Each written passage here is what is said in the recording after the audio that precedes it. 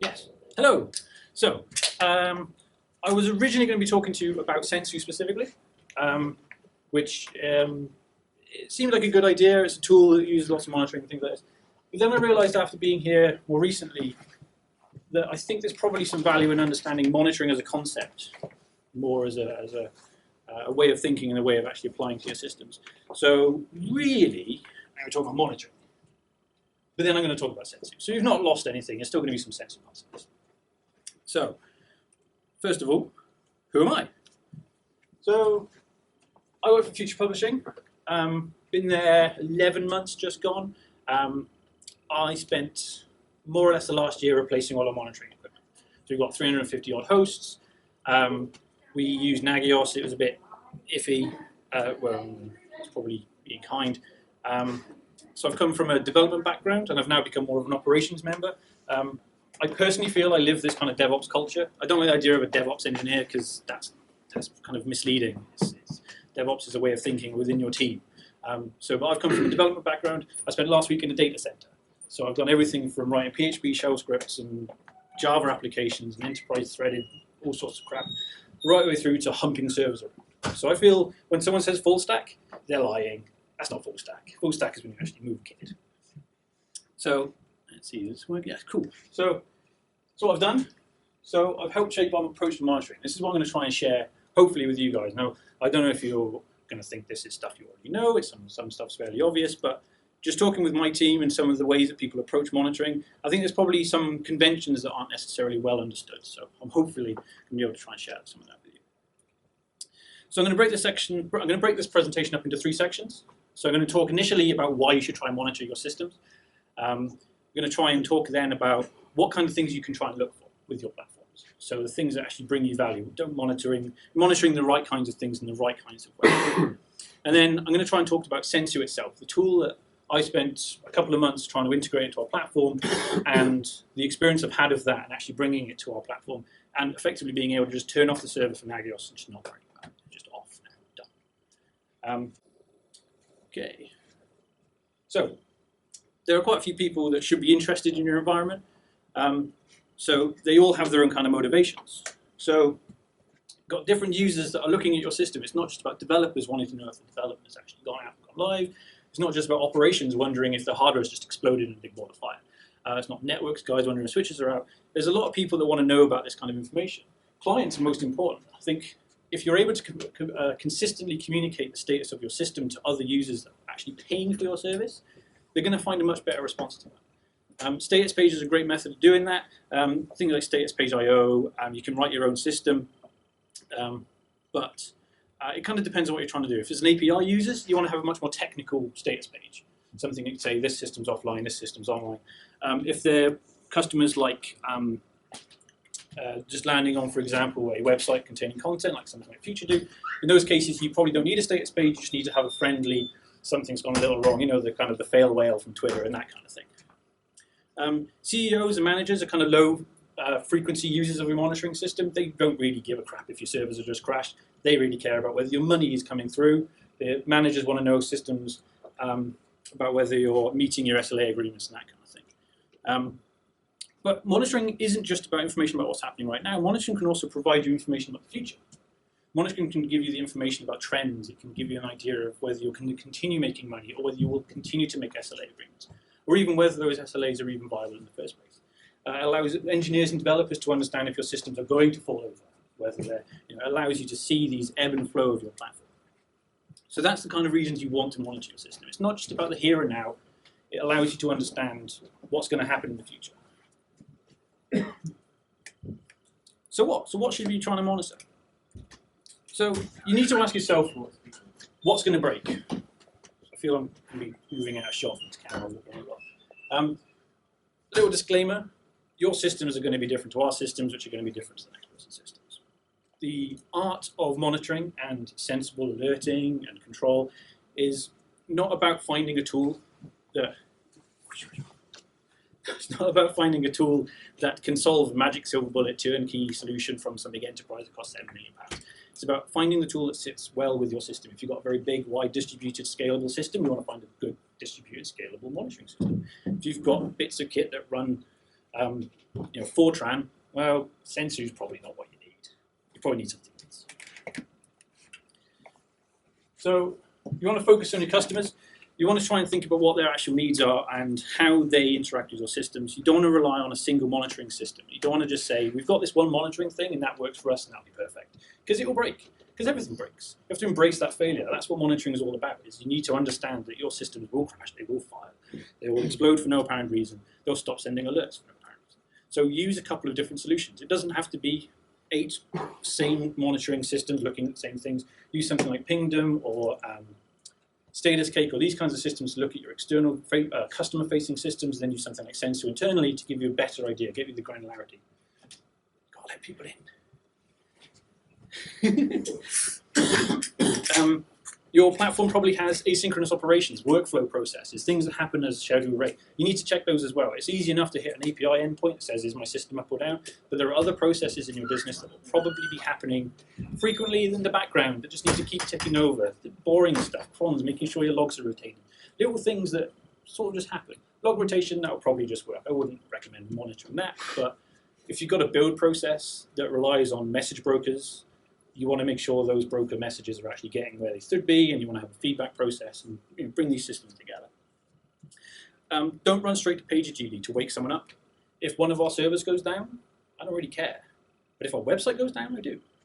So make the decision, make that call. We'll recognize where your single points of failure are, and either stop them being single points of failure, or only alert when it really matters. For example, at Future Publishing, we've got CMS systems for allowing people to edit and create content.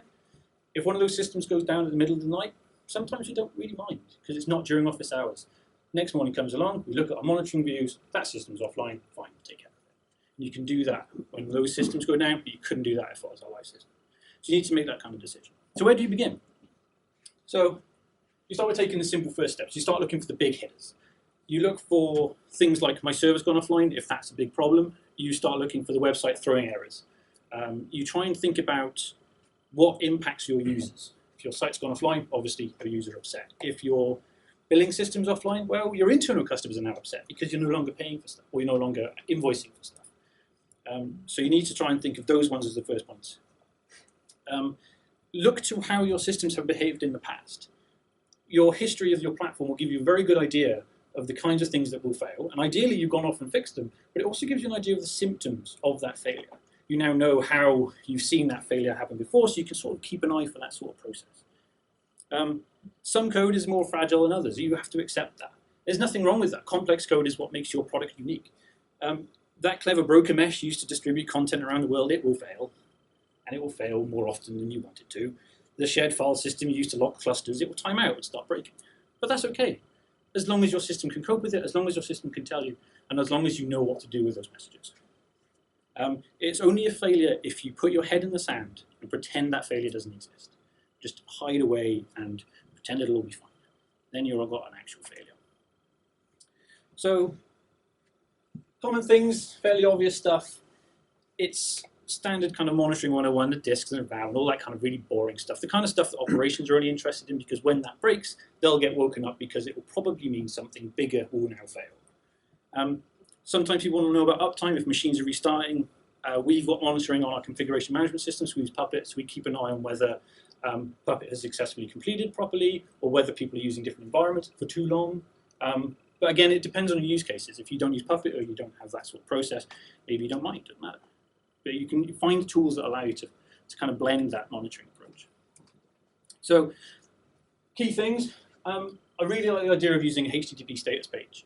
So it allows you to have a convention across all of your software that lets you just hit that with whatever monitoring tool you've got and decouple it from the code. Don't get your code trying to send messages into your monitoring system. Don't try and get your code that just sends off to PagerDuty and wakes them up.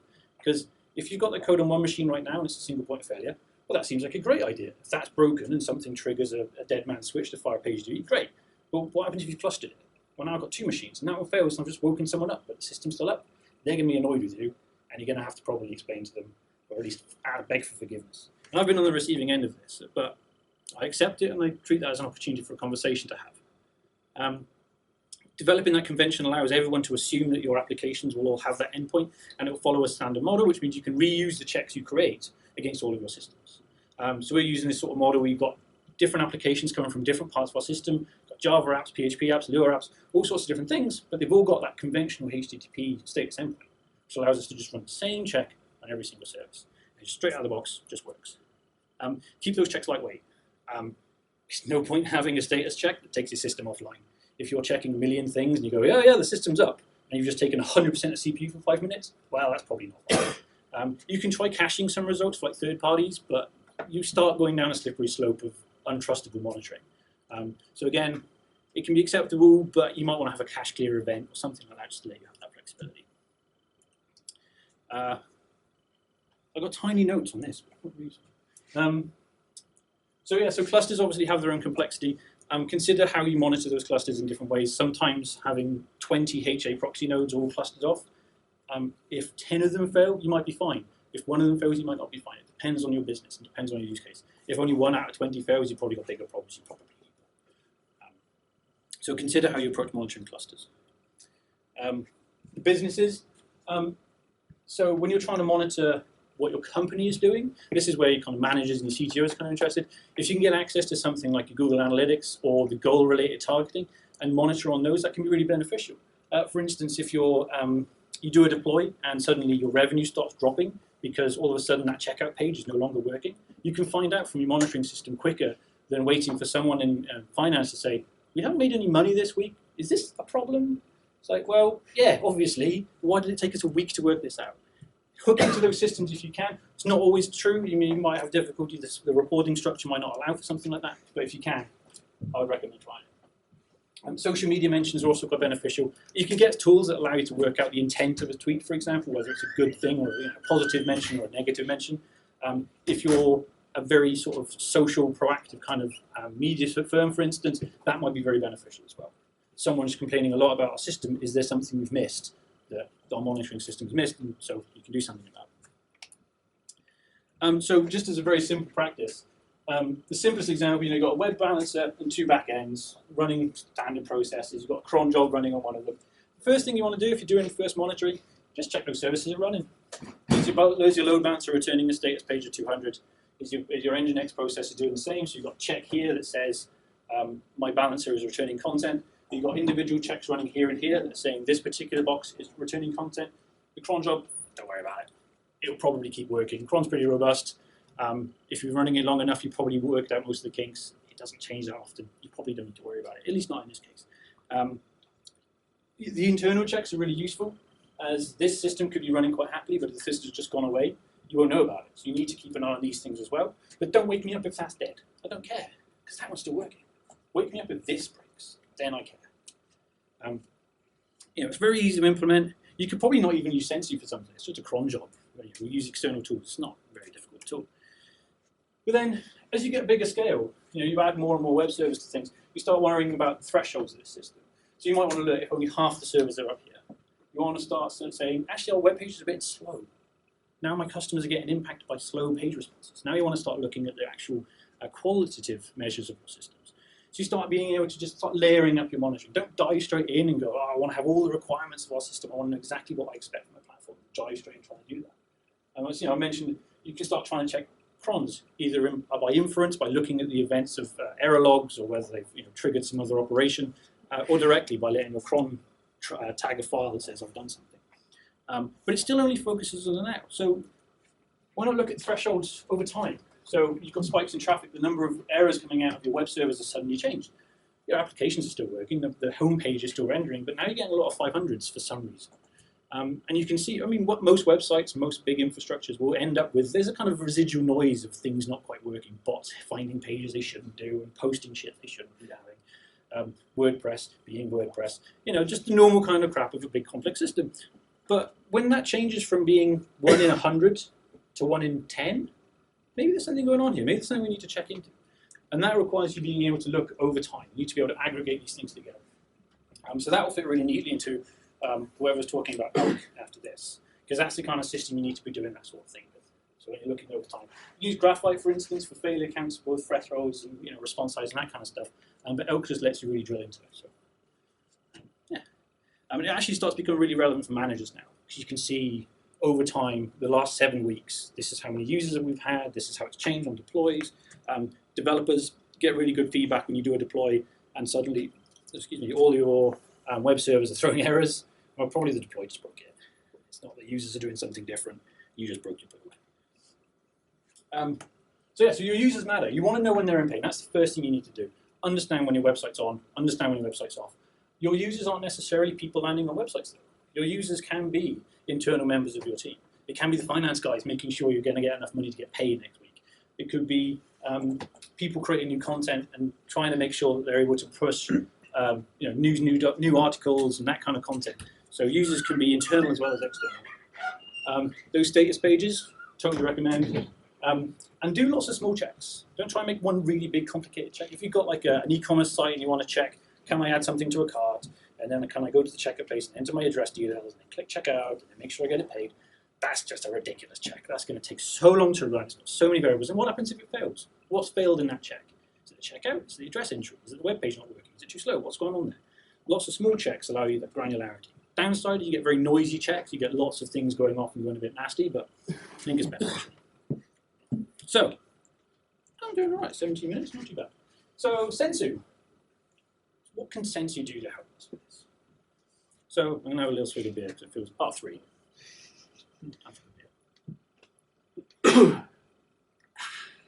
So I've spoken about the why you want to try and use monitoring. I've given you an idea of the kinds of thing I think are important. It's key about this is what I think is important. It's not necessarily the right thing. It's based on talking to various people on various channels and understanding how our teams work and how I've seen it work in payments companies and media companies.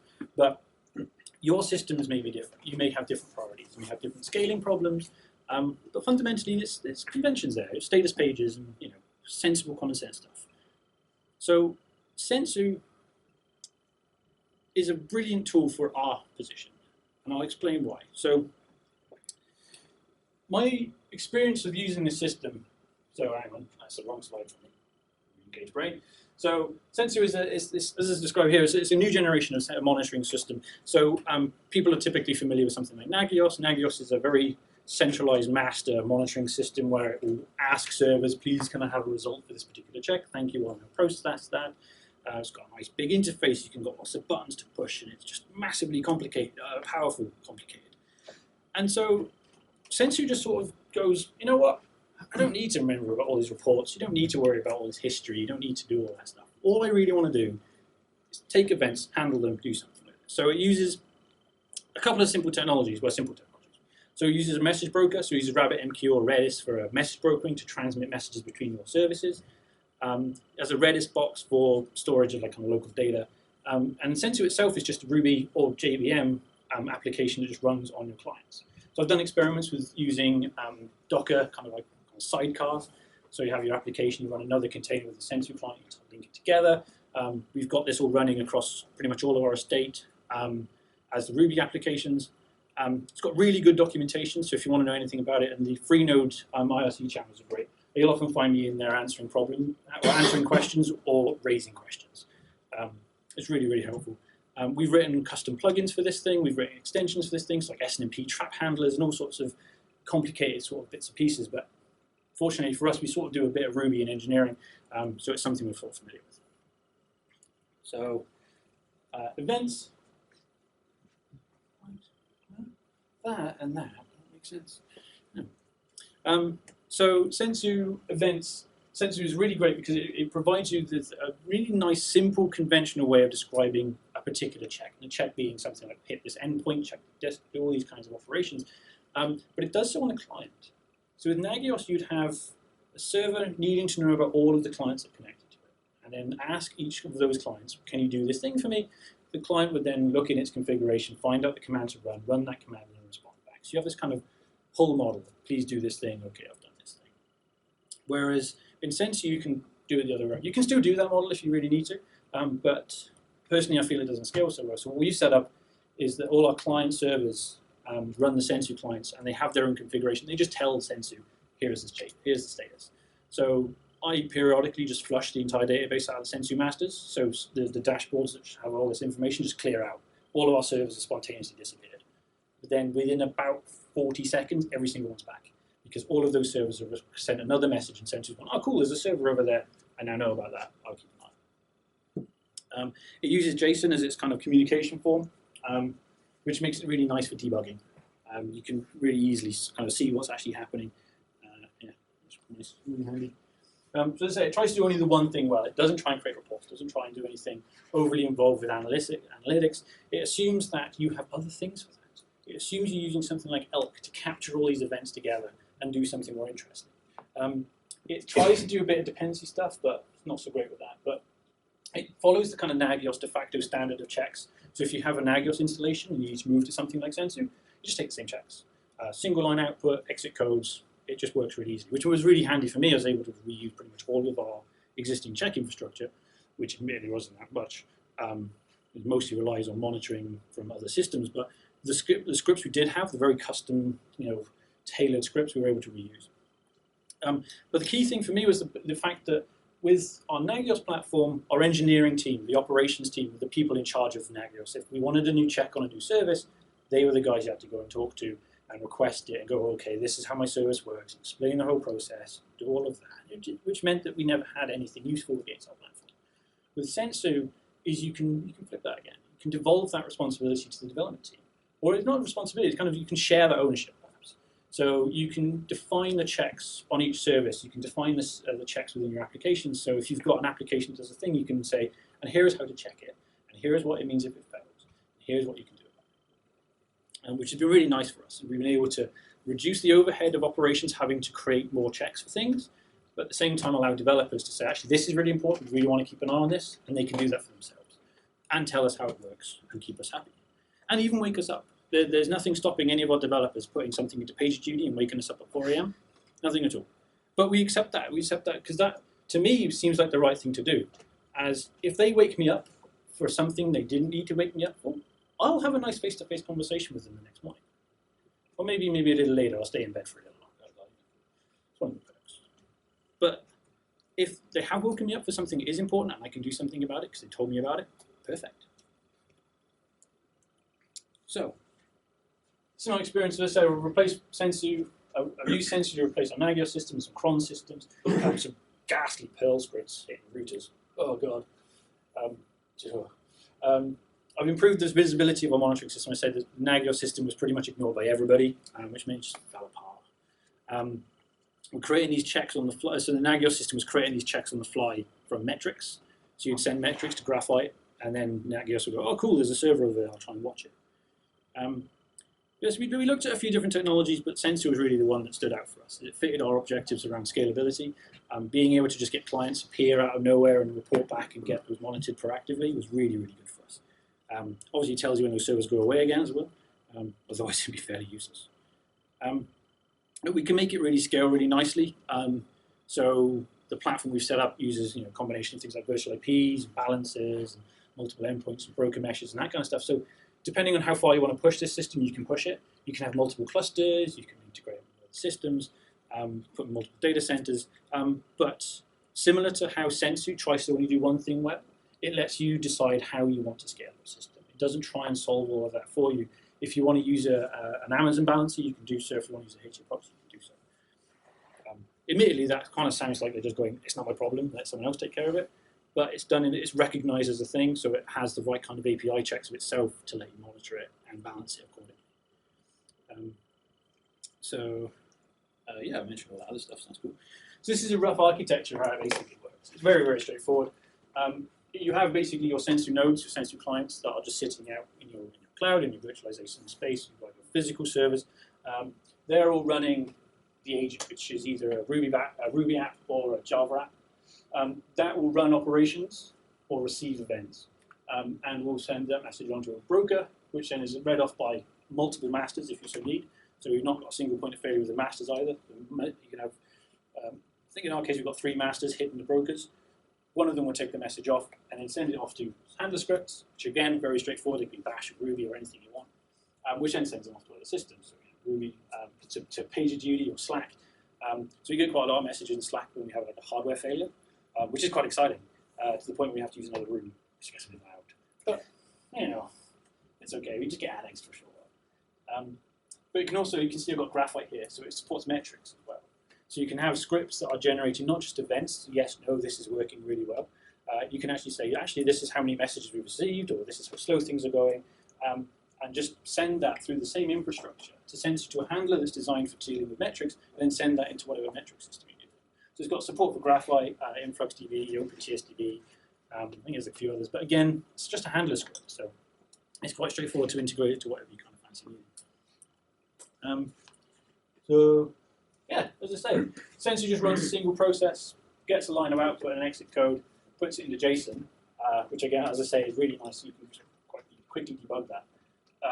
Sensu reads it, puts it on the handler, takes care of it. So I think I've done a thing where I should have started there and said, Sensu does a thing, puts it on the broker. But here's the configuration example. So this, which you may not be able to see, so I apologize for that. I'll put the slides up somewhere.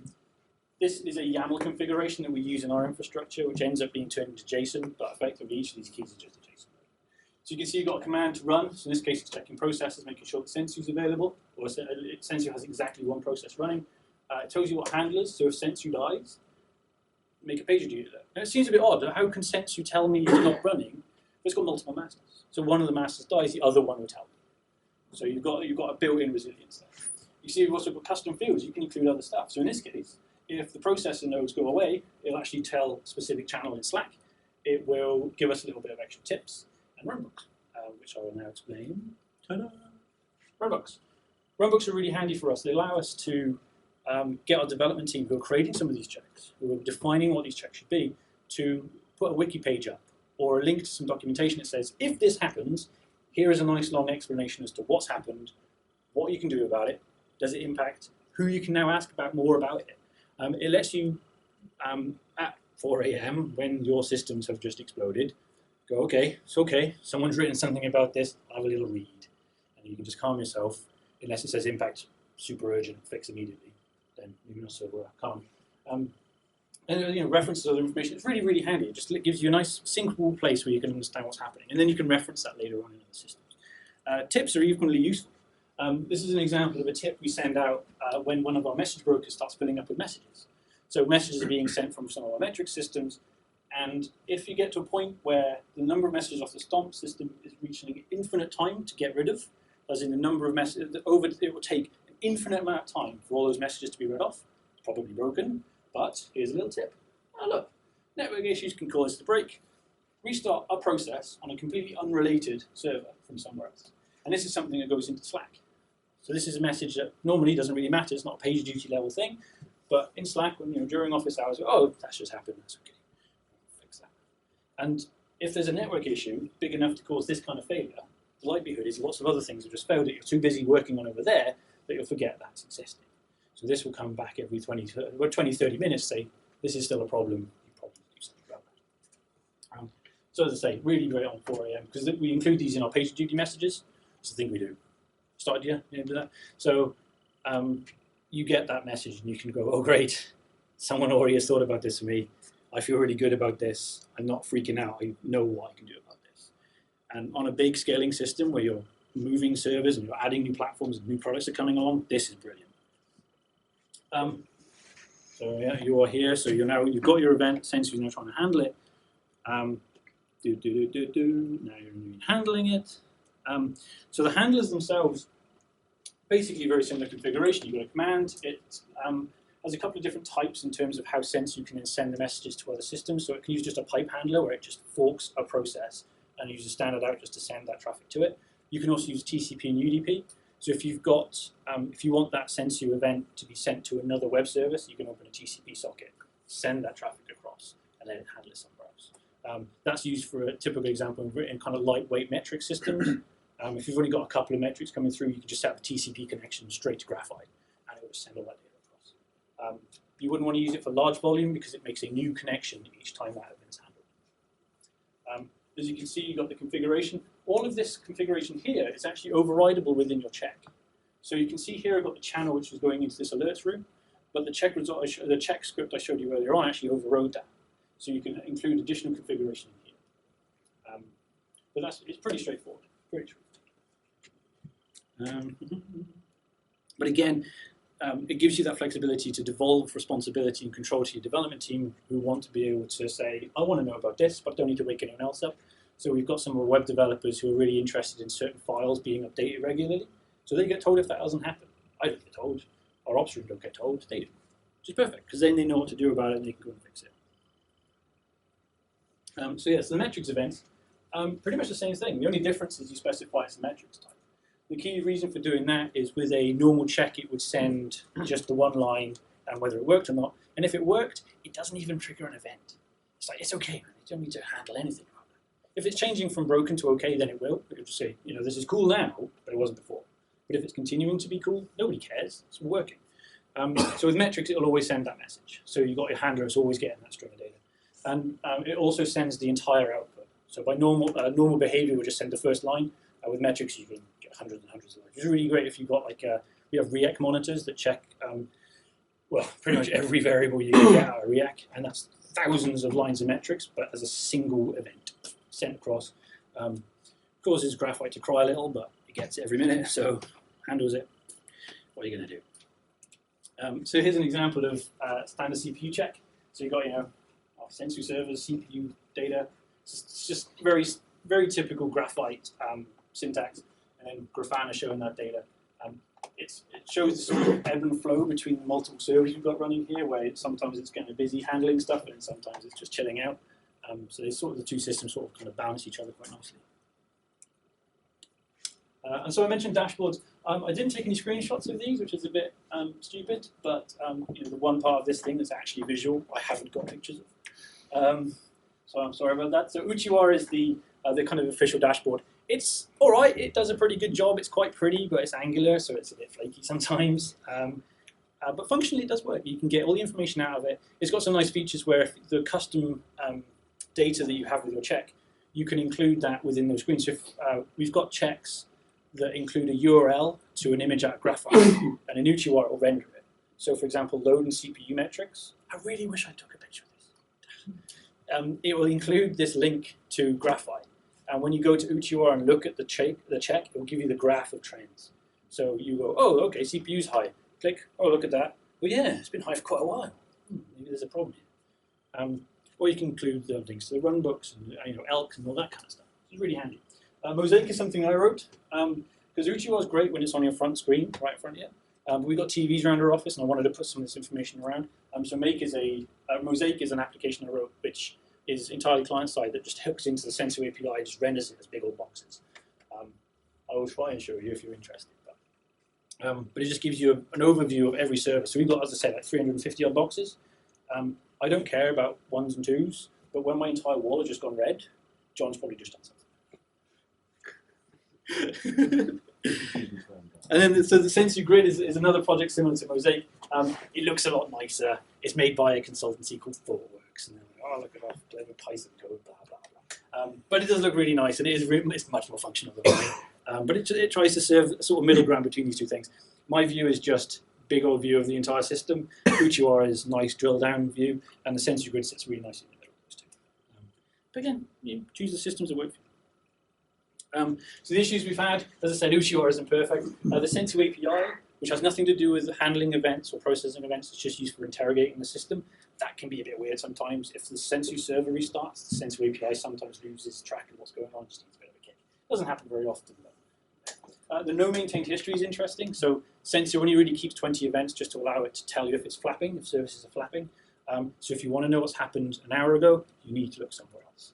But in my mind, that's the right thing, because those other systems probably do a better job. The dependencies, it's pretty nasty. The Sensu plugin that you can write your scripts in will do the check to see if other things are broken. So your HA check that says, oh, actually 3 of my 4 nodes are offline, doesn't realize that those 3 nodes are actually offline for maintenance and will still fire alerts for different reasons. The dependency relationships aren't that brilliant. It's not the end of the world, though, quite frankly. You know, if you want to do anything particularly clever, there's a link at the end of this presentation about programmatic alert correlation, which is really fascinating, where it talks about being able to take arbitrary events coming out of any platform and work out which ones are related to each other based on some contextual information, and then be able to say, this is an incident right now, here are all the events that come along with it. That's pretty badass. So I recommend that. As to the wins, though, I mean, you saw when I mentioned about Slack channels. That's been really handy. I don't have to worry about checking some interface for something breaking. I get the really important messages straight to my Slack interface. I think it's really beneficial. People on my team may be a little less fussed, but I think it's really handy. It means we can tell something's just happened to our platform quicker than anyone has ever done it before in Future. We've been able to see where failures happen transiently as well, where something is sort of broken for a short while and flips back again. You go, oh, what was that? It's like a kind of disturbance in the force. You can then go in and fix it. The network partition stuff is brilliant. I mean, mostly it relies on the rabbit brokers for most of that. But we've got other brokering systems that don't handle it so nicely, and we do some pretty crazy stuff with our network here, which is 10 years old plus, and it just works, it just keeps working, which is great. It's exactly what we want from a monitoring system. You want your damn monitoring to keep working. And as I said, it's so easy to create new checks and handlers. You just need to be able to output a line with an exit code. It's really, really easy. So these are the kind of further readings. So I mentioned the programmatic alert correlation. That YouTube video is well worth a little look at. It's quite interesting. It's from a company called Big Panda who do this as a service, but it's actually more about the concepts and understanding behind it. It kind of gives a few examples of how you can actually try it out yourself, and obviously recommends don't bother because it starts getting complicated. And then the instant communication is around status pages, and if you have a status page for your customers, like status page.io, it's about how to phrase failure in the right ways so your customers don't get annoyed with you. You know, don't blame Amazon. You chose to use Amazon, it's your problem. Because your provider has just gone away, that's still your problem. You can't do anything about it. If you say you're waiting for feedback from your provider, say that. If you say you're going to do it if you're going to update them every 30 minutes, do that. So that's again, well worth it. Most of this was from the observability